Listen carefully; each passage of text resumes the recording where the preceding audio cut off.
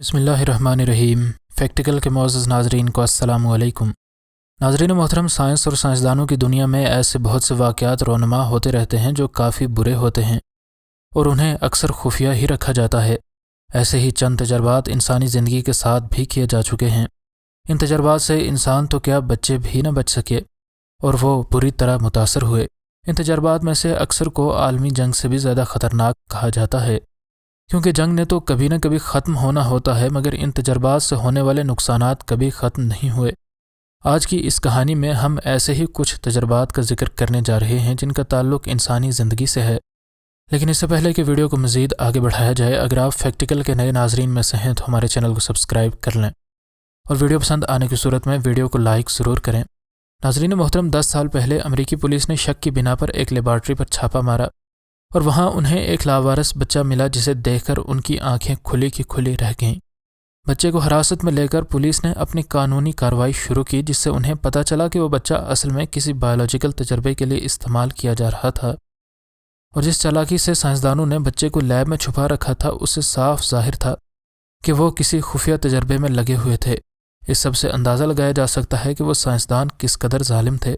Security की वजह से अपना नाम ना जाहिर करने वाले एक गवाह ने इन तजर्बात का तारीख पहलू भी बताया।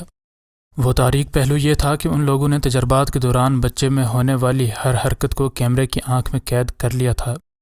दरअसल उन गवाहान ने अपने नाम जाहिर करने से इसलिए इनकार किया था क्योंकि उन्होंने इस लेबॉर्ट्री में काम करने वाले साइंसदानों से मायदा किया था कि वहाँ होने वाले किसी भी तजर्बे के बारे में वो कभी किसी से कोई जिक्र नहीं करेंगे।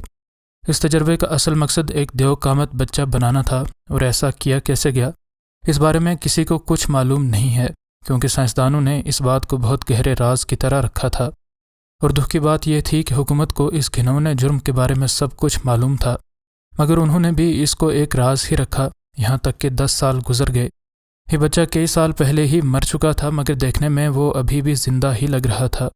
इस पर किए गए तजर्बात का असर अब भी उसके जिस्म में मौजूद था, जिसका मुंह बोलता सबूत उसकी बढ़ती हुई जिसामत थी। एक खुफिया टीम ने इस जुर्म को बेनकाब किया, जो पहले से ही जानते थे कि न जाने कितने ही बच्चे इस तरह के जानलेवा तजर्बात का निशाना बने हैं। उम्मीद है कि इस तजर्बे को करने वाला कोई साइंसदान आज तक जिंदा नहीं रहा होगा।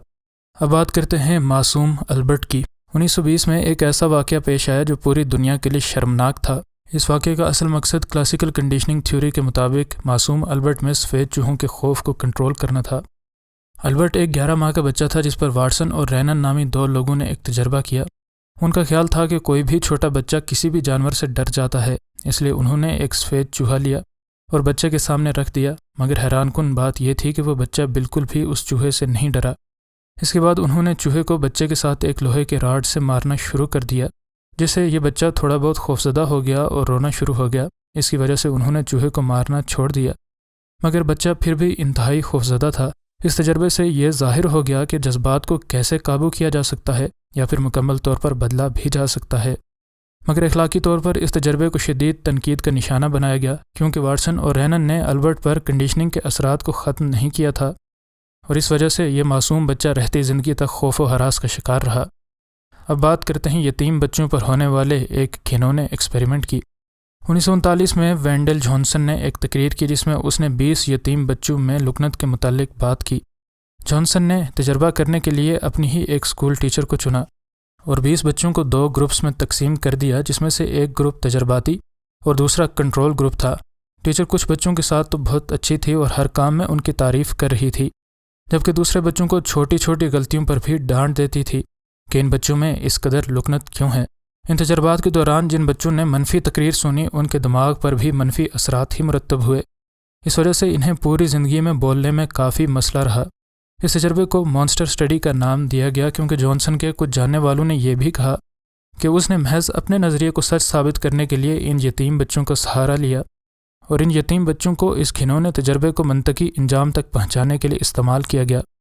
काफ़ी अरसे तक इस तजर्बे को सिर्फ़ और सिर्फ जॉनसन की इज़्ज़त बचाने के लिए छुपाया गया। नाज़रीन मोहतरम, ये पुलिस वाला माँ को दुकान से चोरी करने के जुर्म में गिरफ़्तार करता है, लेकिन जब वो देखता है कि उसने क्या चुराया है तो वो अपने आंसू ज़ब्त नहीं कर पाता। ये सारा मामला क्या हुआ, आज की वीडियो में हम नाज़रीन को इसी बारे में बताएंगे। लेकिन इससे पहले कि वीडियो को मज़ीद आगे बढ़ाया जाए, अगर आप फैक्टिकल के नए नाज़रीन में से हैं तो हमारे चैनल को सब्सक्राइब कर लें। ناظرین گرامی، یہ پولیس والا حسب معمول آج بھی اپنی ڈیوٹی پر تھا اور امریکہ میں روزانہ کی بنیاد پر 6 لاکھ پولیس کو مدد کے لیے کی جانے والی کالز میں سے ایک آج اس پولیس والے کو بھی ریسیو ہوئی۔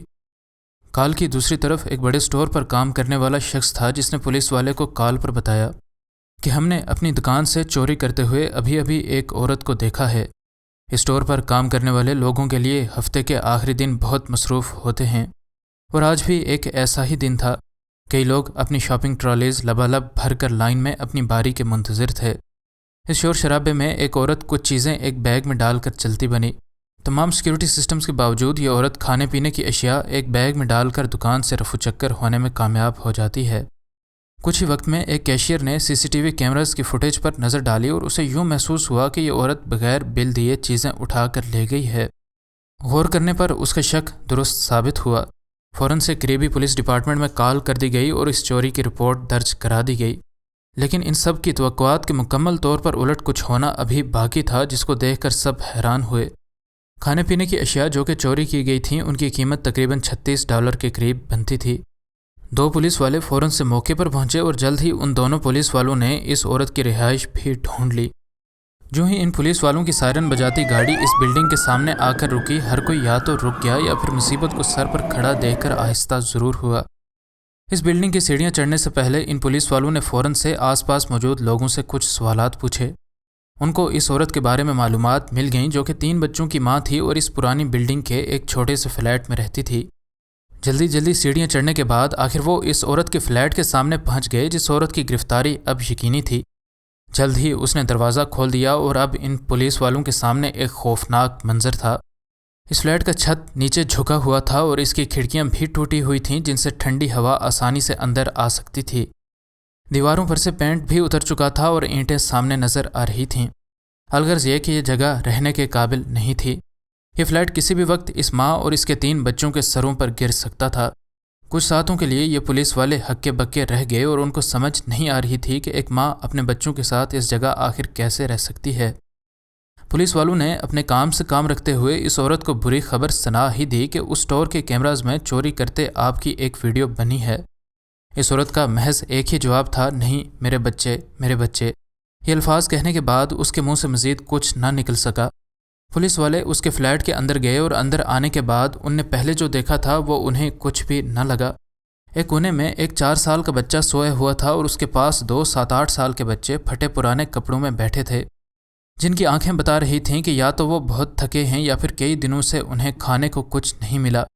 اس عورت نے چوری کی ہوئی تمام چیزیں واپس ایک تھیلے میں ڈالتے ہوئے کہا کہ ایک ایکسیڈنٹ کے بعد میرا سب کچھ مجھ سے چھن گیا ہے۔ اس نے پولیس والوں کو یہ بھی بتایا کہ کیسے اس حادثے میں دماغ پر آنے والی ایک چوٹ کے بعد اس کا گھر اور نوکری دونوں ہی اس سے چھن گئے، اور کئی آپریشنز کے بعد فوراً سے کوئی کام کاج میرے لیے اب مکمل طور پر ناممکن ہے۔ میرا نہ تو کوئی دوست ہے اور نہ ہی کوئی فیملی، اس لیے مجھے اپنے بچوں کے ساتھ اس قسم پرسی کی حالت میں اس ٹوٹے پھوٹے فلیٹ میں رہنے پر مجبور ہونا ہی پڑا۔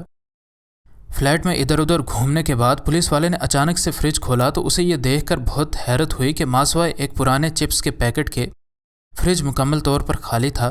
اب تک یہ عورت تمام چیزیں جو اس نے سٹور سے چرائی تھیں ایک تھیلے میں ڈال چکی تھی، اور اس نے یہ تھیلا اس پولیس والے کی طرف بڑھاتے ہوئے کہا کہ اس میں وہ سب ہے جو میں نے چرایا تھا۔ میں نے چوری صرف اس وجہ سے کی کیونکہ میرے بچے 3 دنوں سے بھوکے تھے۔ آپ یہ سب لے جائیں اور ان سٹور والوں کو واپس کر دیں، لیکن مہربانی کر کے مجھے گرفتار نہ کریں، میرے بچے میرے بغیر مر جائیں گے۔ یہ کہتے ہوئے وہ اپنے آنسو نہ روک سکی اور زاروں قطار رونے لگی۔ اس وقت یہ پولیس والے بھی اپنے آنسو ضبط نہ کر پائے۔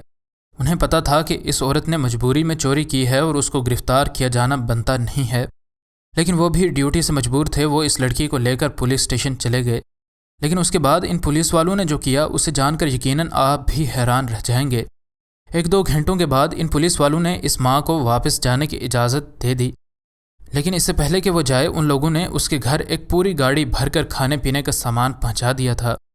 اس کے علاوہ ان لوگوں نے اس بات کو بھی یقینی بنایا کہ یہ ماں اپنے بچوں کے ساتھ ایک اچھی جگہ شفٹ ہو جائے، جہاں کم از کم اسے بنیادی ضروریات تک رسائی ضرور ہو۔